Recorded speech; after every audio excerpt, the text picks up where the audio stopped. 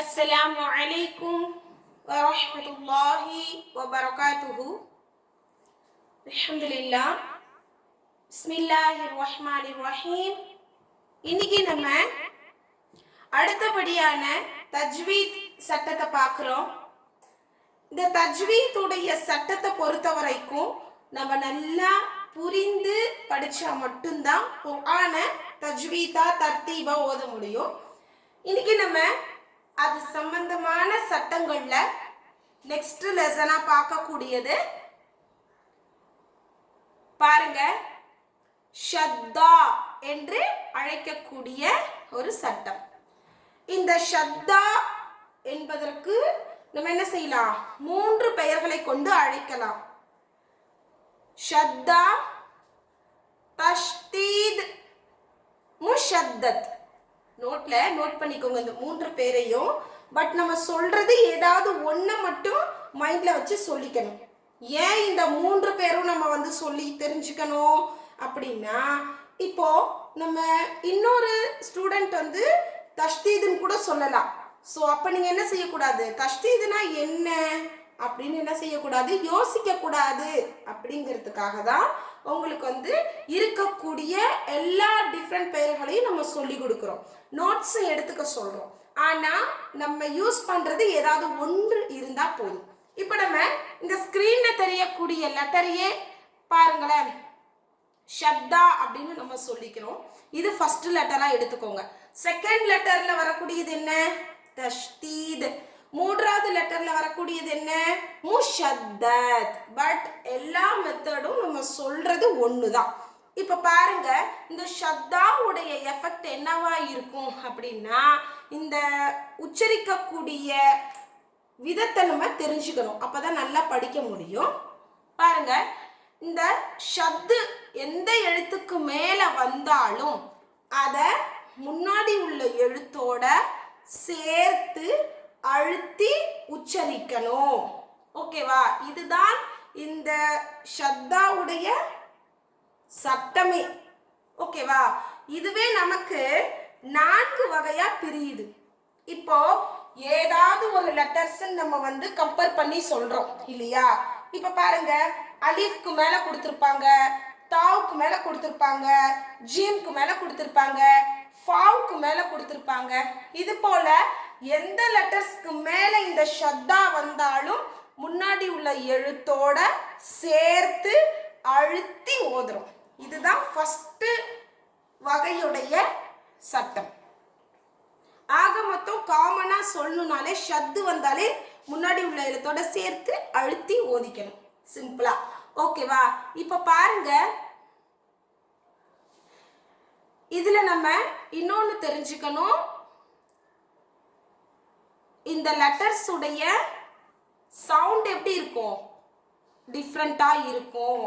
எப்படிங்கிறத பாருங்களேன், எக்ஸ்பிளைன் கொடுத்துருக்காங்க. அப்ப எப்படி சொல்லியிருக்காங்க பாருங்களேன், அப்பா அப்படி சொல்லியிருக்காங்க. பட் இது எப்படி நம்ம ஓதக்கூடாது, அப்பா அப்படின்னு பிரிச்சு பிரிச்சு சொல்லக்கூடாது, சேர்த்து தான் ஓதணும். அப்ப.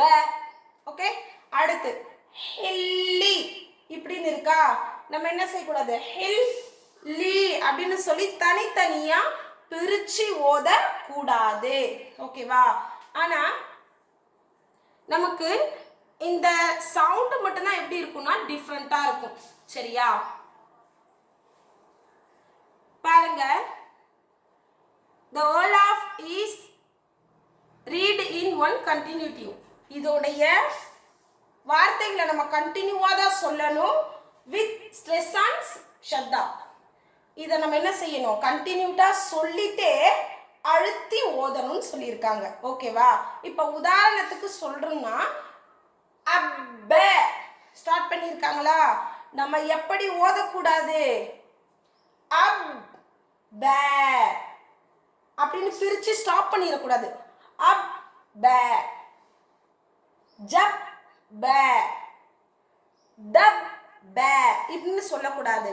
மாறாக எப்படி ஓதணும்னா, ஃபர்ஸ்டே சொல்லும் பொழுதே அப்ப, ஜப்ப, தப்ப ஓகேவா? இதுதான் இந்த ஷத்துடைய சட்டம். இவ்வளவுதான், ரொம்ப ரொம்ப ஈஸி தான். ஓகேவா?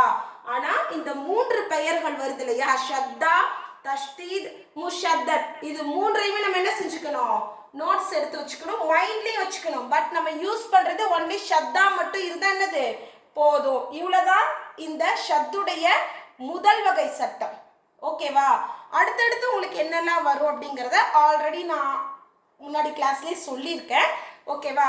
இப்போ நம்ம இந்த ஃபர்ஸ்ட் வகையை ஃபினிஷ் பண்ணுறோம். இதோடைய பயிற்சி பாடத்தை நம்ம இன்னைக்கு பார்க்கலாம். ஃபர்ஸ்ட் 2 வரிகளை பார்க்குறோம். சரியா? இதுலேயே நம்ம இன்னைக்கு சட்டம் எப்படி சொல்லணும் ப்ளஸ் எப்படியெல்லாம் ஓதணும் அப்படிங்கிறதையும் நம்ம பயிற்சியாக எடுக்க போகிறோம். இப்போ பாருங்க, அப்படியே ஸ்க்ரீன் பாருங்க. ஸ்க்ரீனில் பார்த்தே நீங்கள் என்ன செய்யலாம், தாராளமாக படிக்கலாம். ஓகேவா? ஃபர்ஸ்ட் நம்ம 3 வரிகளை கூட இன்னைக்கு ஃபினிஷ் பண்ணலாம். சரியா? ரொம்ப ஈஸி தான். ஆல்ரெடி உங்களுக்கு சுக்குன் சட்டம் தெரியும் இல்லையா, ஹரக்கத் சட்டமும் தெரியும். ஓகேவா? ஃபதஹா, தம்மா, கஸ்ரா இதெல்லாம் நம்ம தெரிஞ்சிருக்கோம்.